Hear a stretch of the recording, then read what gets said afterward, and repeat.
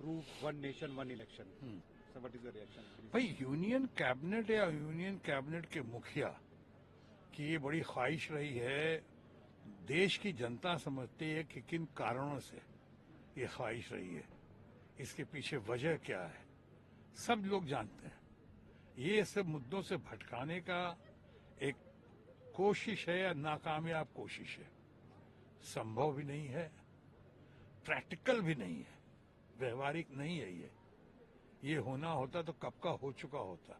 इतने बड़े बड़े विद्वान और जीनियस देश में आए हैं, इतने बड़े बड़े नेता लोग ये जो सामने आए और जिन्होंने देश की दशा और दिशा ठीक करने में, दिशा देने में जिन्होंने महत्वपूर्ण योगदान दिया, इसको कब का लेकर आ जाते। चूंकि आज इलेक्शन कमीशन और इलेक्शन कमीशन के हंगामे जो हैं, जो होगा उनके जो तौर तरीके हैं, उस पे आज पूरे देश को उन पे संकट है, देश को उस पे शक है। जनता अब उन पे बहुत हद तक विश्वास नहीं कर रही है।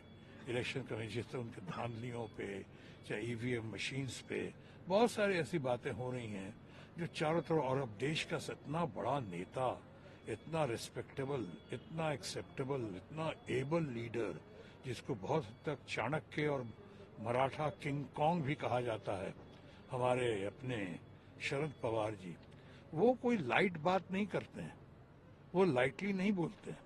आज उन्होंने भी कह दिया है कि साहब हमारे पास पूरा सबूत मौजूद है, इसमें बहुत बड़ी गुंजाइश है, बहुत गड़बड़ियां हुई हैं इलेक्शन कमीशन की तरफ से।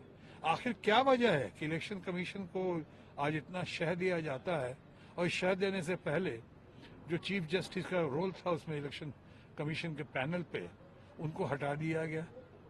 आखिर क्या वजह है कि 2:1 कर दिया कि रूलिंग पार्टी के 2 होंगे और ऑपोजिशन का 1 होगा उनके सिलेक्शन में।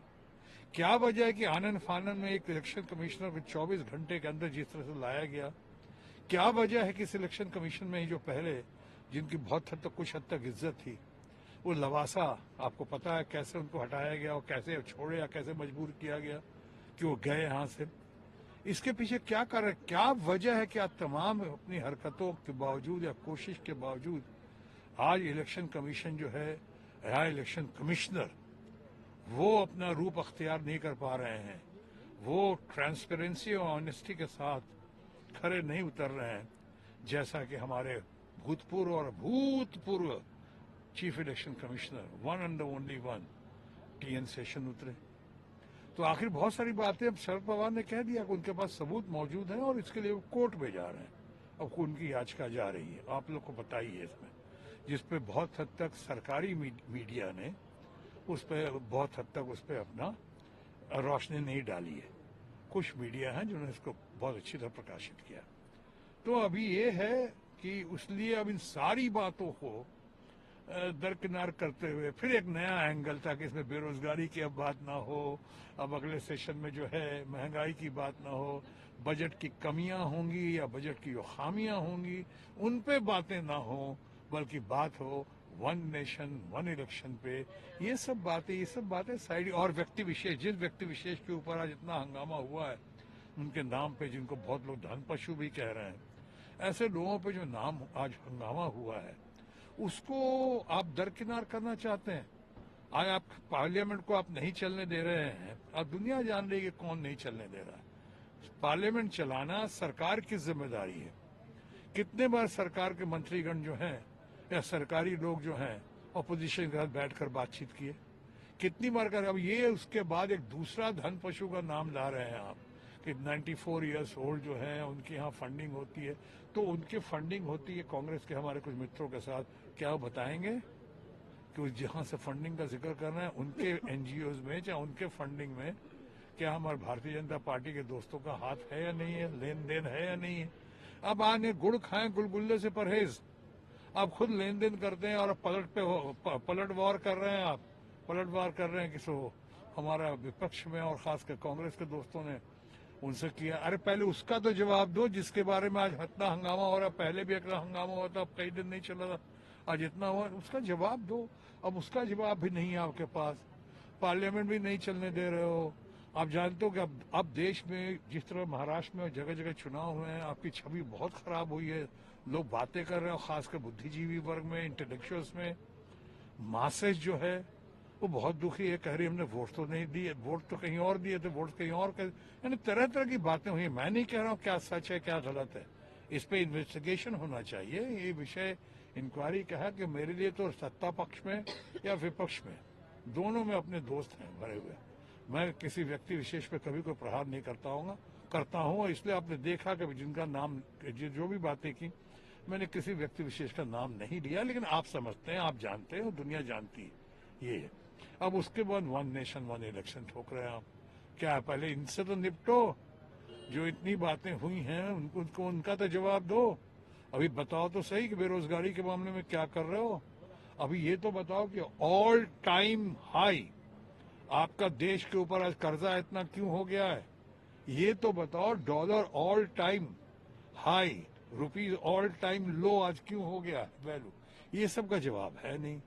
दूध का दाम बढ़ रहा है कि तेल का दाम बढ़ रहा है कि सब्जी के दाम बढ़ रही है, सब उन बातों से छुटकारा है। उनको लगता है कि एक ही रास्ता है, वन नेशन वन इलेक्शन कर दो, हर चीज वन नेशन वन टैक्स कर दो। ये सब ड्रामेबाजी है।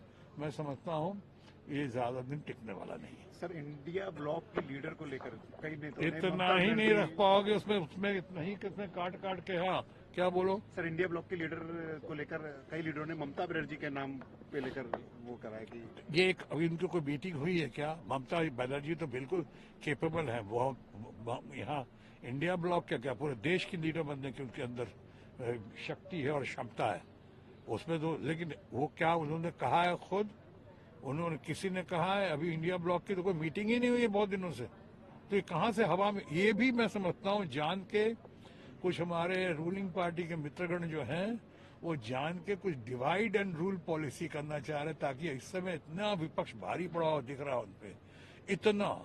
और एक बात और कह दूं, इन्होंने ही अपोजिशन को फिर से एक गुट और एकजुट कर दिया, जो अपोजिशन के लिए और देश के लिए बहुत अच्छा हुआ। आज देख लें आप, माननीय धनखड़ जी के नाम पे आज सारा अपोजिशन इकट्ठा हो गया। अगर ये हरकत ऐसी नहीं करते होते, इनको रोकते नहीं सदन में या सदन के बाहर इनको टोकते नहीं इनकी हरकतों के लिए, तो आज इतना हंगामा नहीं होता। आज हंगामा हो गया। सारे आरजेडी के हमारे दोस्त हों, ममता बनर्जी तो हैं ही हमारी देश की सबसे शक्तिशाली, सबसे पॉपुलर, सबसे कद्दावर, सबसे इम्पोर्टेंट, सबसे प्रोमिनेंट ममता मई मगर आयरन लेडी ममता बनर्जी, वो तो हैं। सब हमारे कांग्रेस के मित्र से लेकर सब एक गुट और एकजुट हो गए। तो ये थोड़ा कभी कभी बोलते हैं ना, हमारे बिहार यूपी में कहते हैं कि जो बहुत सियाना होता है ना, या उसको हिंदी उर्दू में कहते हैं कि नदी किनारे आके कई लोग डूब जाते हैं। नदी किनारे ऐसा ही दिख रहा है रूलिंग पार्टी के दोस्तों के लिए। ये क्या कर रहे हैं लोग, आप करते हैं आप पे बैकफायर हो रहा है। आज आप पार्लियामेंट नहीं चलने दे रहे हैं और दोष दे रहे हैं आप अपोजिशन पे कि अपोजिशन नहीं चलने दे रही है। ये दुनिया समझ ये सब देख रही है। सिंपैथी आज अपोजिशन के साथ बढ़ती जा रही है, गुस्सा अब रूलिंग पार्टी के साथ बढ़ता जा रहा है। खासकर महाराष्ट्र में जो चुनाव हुआ है उसके बाद तो जो जोर जबरदस्ती का चुनाव हुआ है, ऐसा लोग बता रहे हैं चारों तरफ। और शरद पवार जैसा महान नेता जो देश के, जिसको चाणक्य मानते हैं, जो मराठा किंग कॉन्ग कहते हैं, Maratha king Kong supremo, the strong man, the tallest figure in politics, वो कभी कोई लाइट बात नहीं करते हैं। और आज उन्होंने कह दिया है कि उनके पास चुनावी धांधली के पूरे सबूत हैं और इन सबूतों को लेकर वो कोर्ट में जाएंगे और कोर्ट में बताएंगे सबूतों को। तो लोग अब उनकी तरफ देख रहा है और कोर्ट्स की तरफ भी देख रहा है। लोग उम्मीद करते हैं कि कोर्ट्स में भले चुनाव कमीशन में, इलेक्शन कमीशन में फैसला ना हुआ हो, और लोग उम्मीद करते हैं कि हमारे कोर्ट जो है वो सही फैसला करेगी और सही दिशा दिखाएगी। Thank you. सर एक सवाल